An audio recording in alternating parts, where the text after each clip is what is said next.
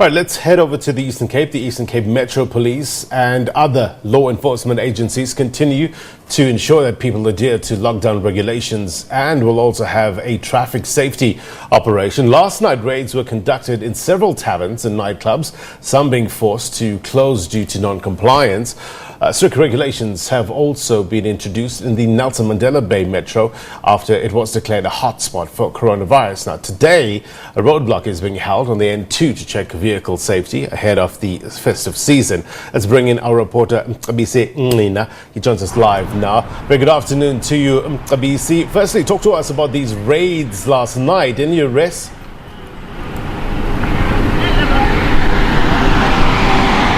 Thank you so much, Blaine. The raids happen on a number of taverns here around the city. As I said yesterday in that interview that we had in Utrecht, where we saw a number of officials from the Department of Health conducting an awareness in Utrecht, but yesterday from there they took it to the taverns as they feel that there's non-compliance, especially amongst the tavern owners around in the township, where you find that the tavern, although they're supposed to be closing at 10, but some of the taverns they close at 10, but the patrons will be inside. They will just switch off the music and continue playing inside. Another thing that they've picked up during these raids is that people, as they enter these taverns, they do not sanitize, and also the wearing of masks is not happening inside those taverns. A number of tavern owners have been fined due to non-compliance of operating beyond the curfew hours. So that's what's happening. But currently, where we are at, the law enforcement agencies are still continuing with their fighting to try and curb the spread of this virus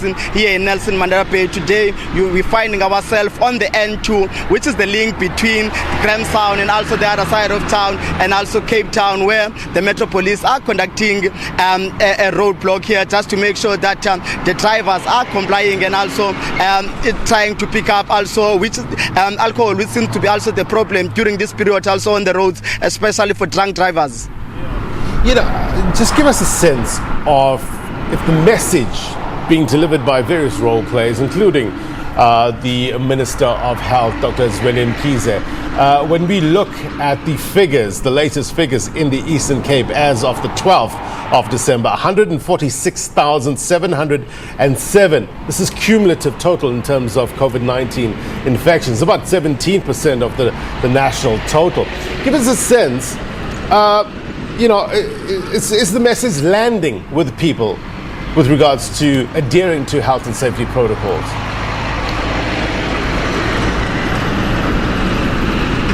It seems like the message, people are not getting the message. If the law enforcement agencies are still conducting these roadblocks, going to taverns, making sure people are complying with these regulations that have been set up in place, that will tell you that the message is still, people are still not getting the message. Even if you drive around the township, you still see a lot of gathering outside the taverns beyond the curfew hours. And also other people are even still, although the beaches around the Nelson Mandela Bay area have been closed, but people are still actually trying to get to the beach to try and chill there, have fun. So you could tell that people are still not complying if the law enforcement agencies are still going around making sure that people, they actually comply with these regulations that have been set up. What are tourism officials telling us with regards to the festive season and numbers they envisage might be visiting the province this festive season?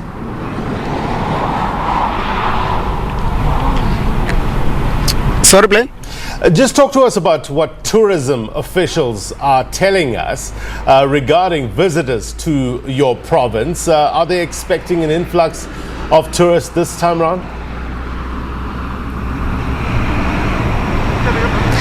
Well, interesting part, if you know, especially in the hotspot, they've actually put on some of the billboards saying, just to indicate that is actually a hotspot.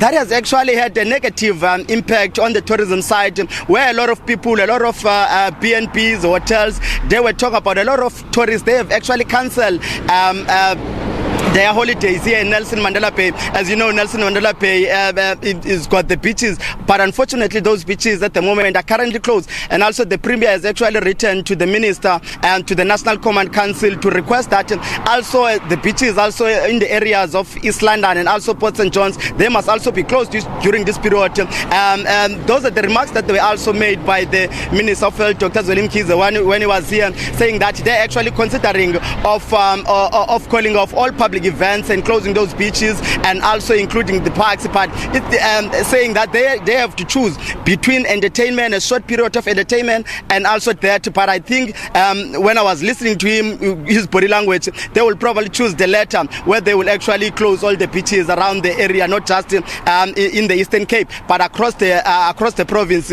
making an example of what happened in Durban, where a lot of youngsters, they attended a party. 9 of those youngsters, when Dr. Mcebisi was saying that they actually tested positive, by the time they picked out that a lot of youngsters that attended that party have been infected with the virus, 17 of those have already traveled to Johannesburg. So that's what Dr. Mcebisi was saying. They will actually try to control that they do not create another hotspot in other provinces. So they will have to take prevention measures. Mcebisi Ngqina as well as Bulelani Scott, thank you very much indeed for your reporting. Appreciate it. Come back to us with any further developments in that province. We'll get the viewers the very latest. Appreciate it. Thank you. All right, we're going to take a quick break.